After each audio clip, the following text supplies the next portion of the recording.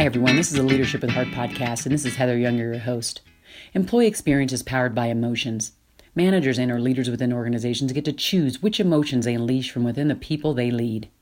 Leaders, meaning supervisors or above in an organization, drive much of the positive or negative emotions by their actions or inactions, their words, or what they fail to say. When a manager chooses their words and their actions carefully, they exhibit great emotional intelligence. These managers are often thought of as leaders who care, or as I like to call them, leaders with heart. This special brand of leader drives engagement and loyalty simply by being themselves. Are these leaders perfect?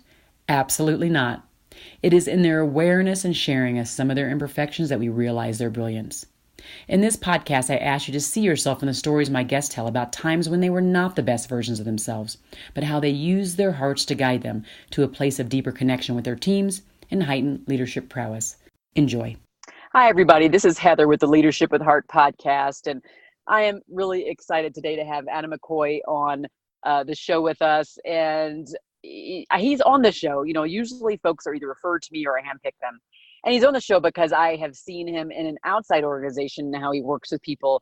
And it's could sense right away that he's someone who leads with heart, someone who's more emotionally intelligent, who senses what the people around them and adjusts his communication modes and just does what he needs to in order to make sure that people around him feel like they have a voice. So that is why you're on the show, Adam. So welcome. Thank you for having me. So where are you right now in your leadership journey?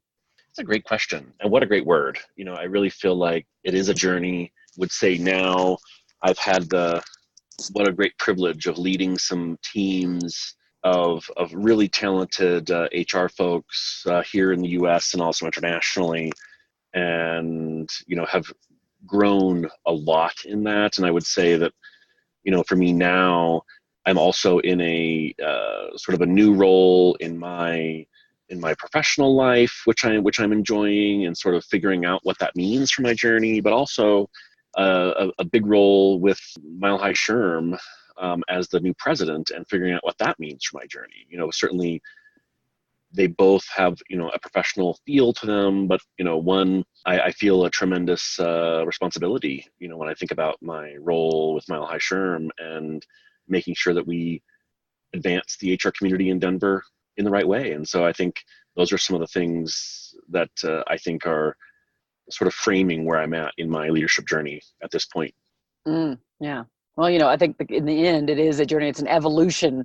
Mm-hmm. We're never the same every day. I was just speaking with a leader earlier, and we kind of talked about, you know, how we may be our best selves and the very next day be our worst selves as far as in the leadership space and go up and down. And it really is that way. And sometimes it even feels that way. And it's not for the faint of heart and being in a role, particularly when you're having to be responsible for other lives. And so like you're saying, even in the new position with Mile High Society of Human Resources Management, that is a big responsibility. It's just the whole organization is kind of going to be looking at you as a leader, right? Right.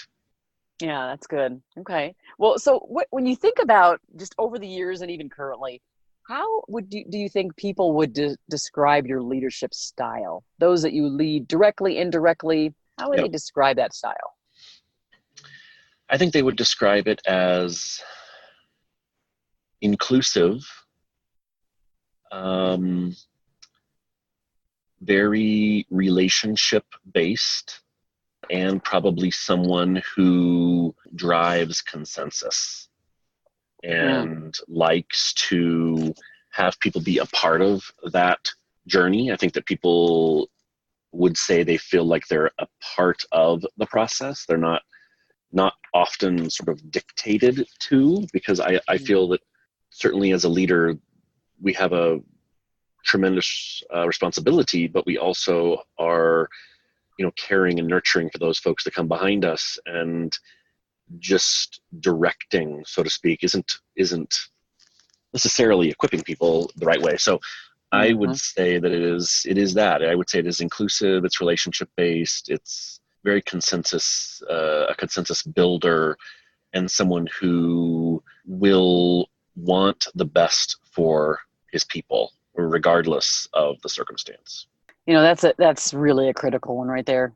You know, if our people don't know that we care, like in that way that is outside of work, but inside of them. I had a call with the head of talent management for Google, and it was something that it'll just never leave me. But she talked about helping people kind of define their personal mission and actually find it and live it out inside of work, but even outside, just holistically, not just saying I'm at a job and it's the job that I'm having to do, but how does this, what you do right now, connect to your own personal mission to make it more meaningful?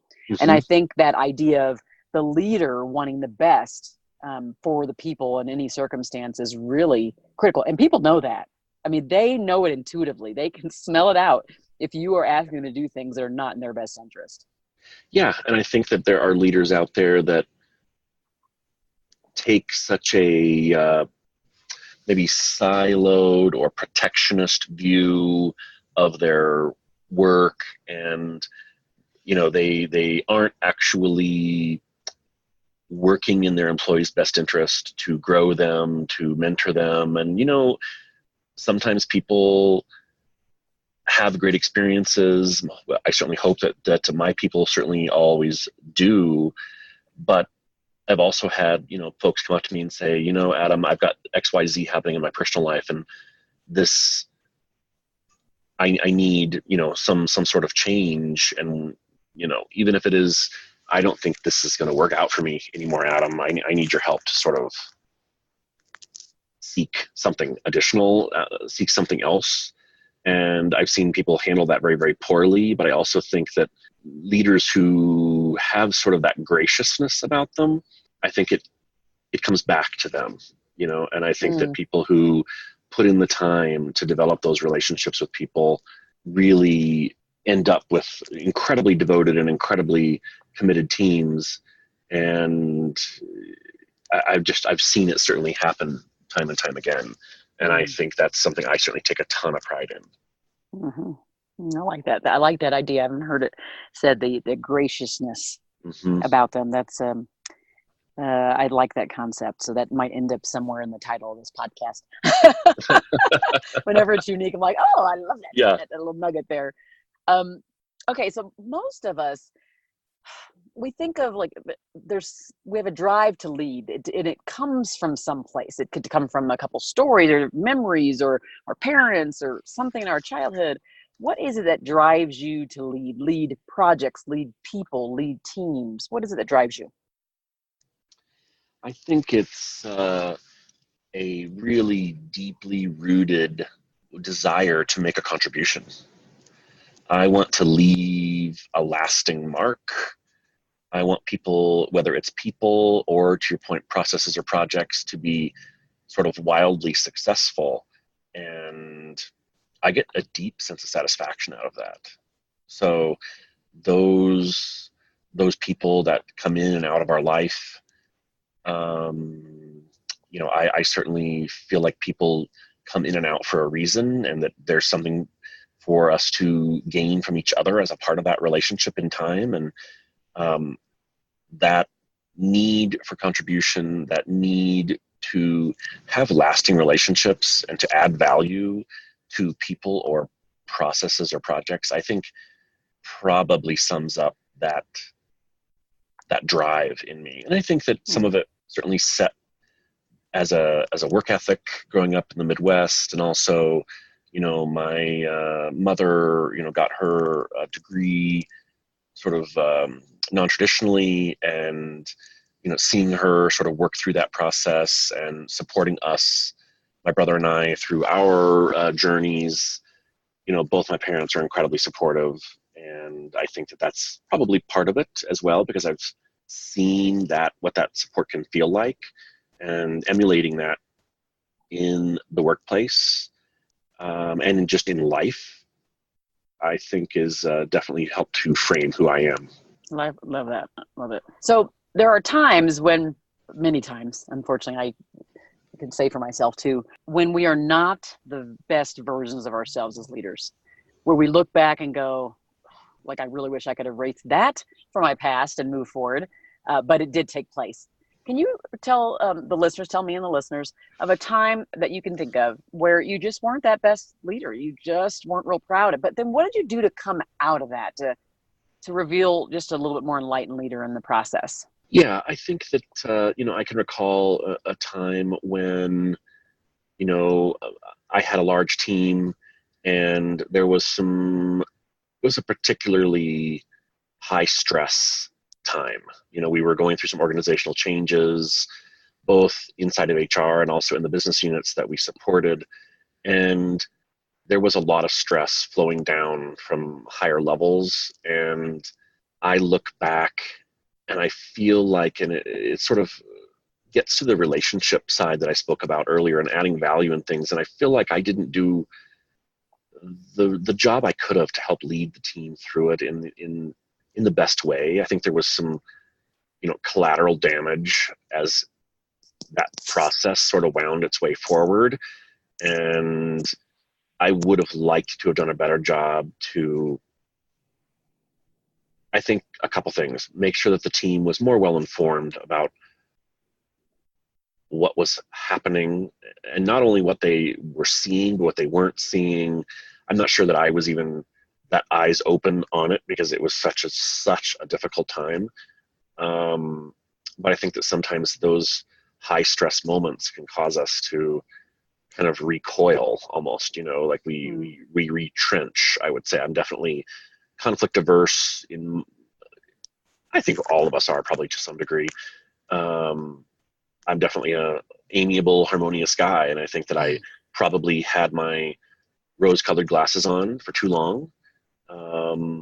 But as I started to see what was happening, I sort of dug in hard to make sure that I could repair or recover some of what was happening, so people didn't feel the stress so much. I probably bore a lot of it on myself, unfortunately, but I think sometimes leaders do that, right? And for the most part, I think I was successful in that grab to get things a little back under control. And I think it is just that moment, and I'm sure the listeners can agree that there are sometimes those really high stress moments that I think we all hope that autopilot kicks in, but sometimes I think it doesn't always kick in, to your point. And we find ourselves in a moment where, gosh, it just didn't go the way I expected to your setup. And, I think that it is so important that when we have those moments, and we all do, and we may not like to talk about them, but I think it's important to remember some of those moments and try to learn from them, and try to teach others better ways for themselves as they grow. And that's kind of how I did in this moment, is also talking with some of the senior folks that reported to me. What did we really learn through all this? Here's what I learned. Here's what I would like to have done better. I want to make sure that you're equipped so that when you face something like this in your career, and you probably will someday, you handle it even better, And so again, that kind of gets back to my need to serve, I think, as well. Interesting. And the need to serve, of course, I'm writing down notes furiously, because a lot of the folks on the show have that kind of deep desire to serve. And that's, I think, at the heart of that, the leader with heart, as I kind of coin it. And so I love this idea of you sitting down with the people that report to you, going, what did you learn from this? Like, here's what I learned. And this is what, kind of took some responsibility immediately. Like, and this is how I would like to have done this differently. And I will do this differently next time. Yep. So I think not a lot of people go there. They may go, for example, leaders, senior leaders may go to their colleagues and maybe have that kind of conversation, or to their coach, but they don't often. I think this is actually a point where they miss out on forming deep bonds with their people. They don't sit them around the table and say, okay, what we have done differently. Here's what I think I could have done. Here's where I'd like to do it differently next time. Just having that conversation. It's a point they miss out on when they don't do that, because they aren't being more vulnerable. They aren't showing that they have a piece of humanness to them, right? This is this idea of how we're more human by showing our humanity. We're not always human by being these perfect, glowy, perfect leaders who are always sweet and nice and syrupy, right? Sometimes it's being more human is that we have to show our humanity. And in this case, where you go sit around the table and say, I kind of messed up, and here's what I'd like to do, how I'd like to do it differently. And what do you think? That's huge. It sounds simple. It's not executed often. No, and I think, to your point, we've seen a lot of people who probably should have done that don't take that opportunity. I think people probably have a fear of being vulnerable, or certainly in front of perhaps their direct reports. But to me, Mm-hmm. would sort of say fiercely loyal to those people. I mean, and in this moment, I could have been more loyal. I think I got sideways with the stress myself, and that caused, just my eye came off the ball for too long. And I also think that too often people don't seek feedback. And for me, being a leader is about that evolution, to your comment earlier, and I really do believe that. And there's nothing wrong with doing sort of that post-mortem to say, gosh, there were some things that went really well. There were some things that didn't, you know what? And I was a part of that. And that's not a bad thing, and I think that we do grow a lot through those moments. And to your point about how do you build that bond with people, and when people see you as authentic, that leader you described, that sort of always, sort of sickeningly sweet, people will sense that inauthenticity. Like, talk about leading with heart, they will know that's not it. And so that's important to me as well. That's awesome. So what are some of the ways when you get, everybody is running around in different directions, projects galore, and like, oh my gosh, what do you do to reconnect with the teams that you lead in a deeper way? When I'm leading folks, I ensure my authenticity by things that are very simple. I am not someone who overcomplicates things. And when I have a team that's in my literally physical proximity, it's saying good morning to every single person. It's asking them how their weekend was. It's asking them about, I've got one working project team member his wife is going to be expecting their third child soon. And, so I talk with him about that. And I feel like it's showing people that you care, and by meaning it, and there's certainly, you can walk the walk, but you certainly have to talk the talk. And people who just, it feels like it's either inauthentic or it's just work all the time. And I know that that's why we're here. We're all here to do a job, but I think people produce more and come together as a more effective team when people show that they care. And I think that's certainly a hallmark brand item of mine. So part of that is also being willing to share yourself. And I think some leaders, or just some people, are uncomfortable with that. And for me, it is talking about, I was at my personal trainer this week. It was a really hard workout. I am really dragging, but I got through it, or whatever. And so people also see you as human. And I think it's some of those pieces that allow me to bond closer with my team. They've certainly proved well to me. And I think that your listeners are, I'm sure, thinking, well, there's nothing super complicated about that. I would say that's true, but I think it's being committed to it. And so it's not only something you do when you find yourself in a jam. I think it's something you have to do consistently to make sure that it pays off correctly. And to me, I don't actually even see it as sort of a payoff correctly. I do it out of absolute genuine interest in my people. Because for me, we can all get our work done, and we should, and we will. But I don't create a team of people who just sort of sit and stare at their cubicle wall and get the work done. They might get their work done maybe 20 minutes faster because they don't have to hear me sort of come up to their cubicle a couple times a day and sort of check on them and just say, hey, how you doing? But I don't want to work in that environment either, so I don't create that team. That last nugget was awesome. So this is part about, I personally, as a leader, don't want to work in that space. So I am not creating a team that desires or can or will work in that space. Absolutely. So there's just a deeper, I like to, delve into that idea of, we all, like, we take a job and we don't quite know, what's going to happen and what our manager's going to be like. It obviously causes us a lot of stress when we come on with a new manager and new role and new coworkers and all that. And so we come in as, kind of like I talked about earlier, we have our own kind of personal ideals, personal drive, Right. personal mission. Right. And then sometimes we fall flat because that organization, that environment, that team doesn't allow us to pursue that. And I like this idea of, like, it's almost like curation. I talk about curating a lot, curating the team that doesn't need the leader who is the micromanager. Correct.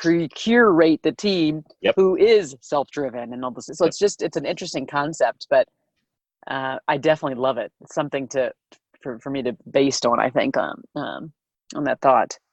Absolutely. So, for the leaders, because I'm sure people are listening and they're like, wow, this is good. We're all taking notes.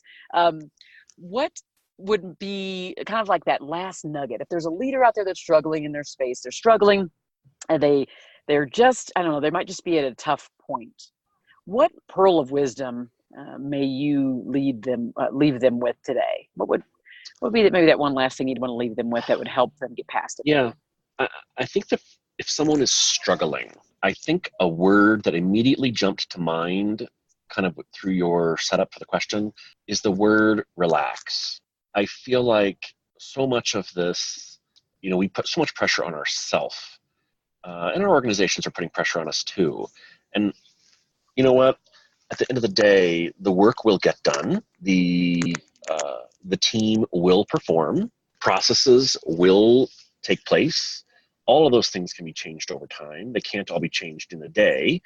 And I think that people put a lot of stress on themselves that they shouldn't, or they shouldn't let it sit there long term. And so I think for me, it is about being calm. I think that's definitely a brand item of mine as well. Very cool, calm operator. But I know a lot of leaders that can get very frantic because they sense disappointment or sort of failure somewhere in the process. And for me, I think that so long as we learn from those pieces, we will continue to grow the team, the business, the whatever. But you didn't need to, gain those 10 extra gray hairs through that process.